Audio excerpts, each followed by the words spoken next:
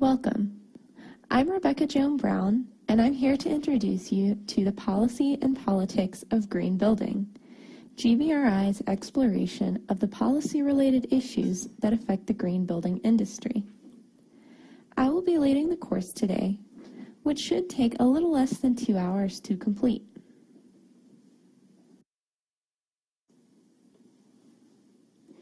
This course is a broad overview of how policies on national, state, and local levels affect the green building industry.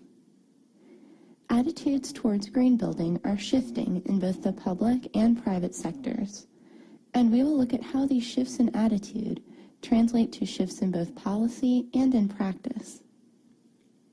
In addition to outlining some of the policies that affect green building, we will look at some of the issues that are in the news today and at their potential impacts on the industry and the environment as a whole.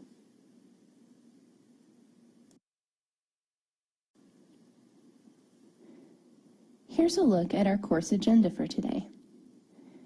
We will begin with a brief introduction to the green building industry, as well as defining some of the terms that will be important to this presentation. In Section 2, we will look at some of the public and private organizations that have instituted policies favoring green buildings or green practices. We'll discuss what these specific policies are, how they work in practice, and what their effects have been on the green building market.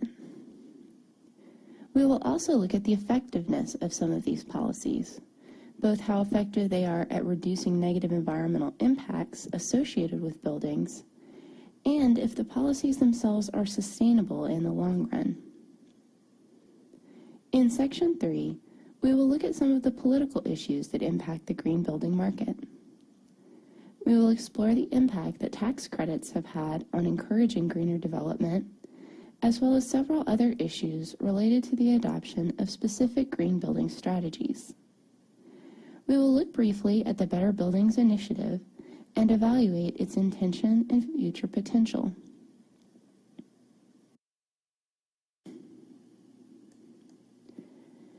The next obvious question is, are green buildings really that much more sustainable than their conventional counterparts? Many studies have found that buildings certified as green do show some energy savings, reduced amounts of waste generated, and overall environmental savings. The chart here shows the average energy use for different types of buildings based on data from the most recent Commercial Building Energy Consumption Survey, or CBECS.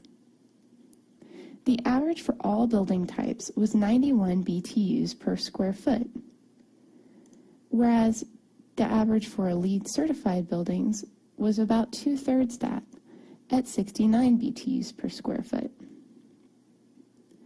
Additionally, green buildings prevent over 9 million tons of CO2 from being released into the atmosphere every year, keeping the air clean and reducing atmospheric effects. Green buildings on average divert over 60% of their construction and demolition waste, whereas conventional construction diverts less than 30%. This reduces greenhouse gases from decomposing materials, as well as the land that must be set aside for landfills. Certified green buildings also offer economic savings.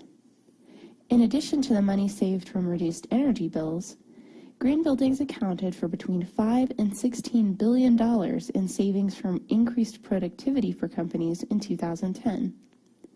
This comes from reduced sick days, as well as more billable work being completed per employee hour.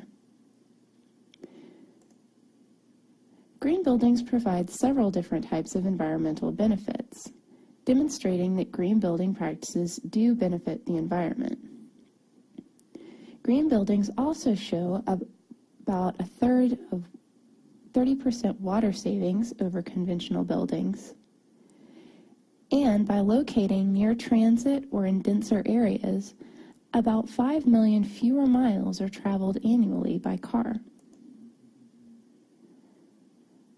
When selecting and treating a site, particularly during the construction process, green buildings create construction site plans to prevent erosion, saving 10 million tons of topsoil,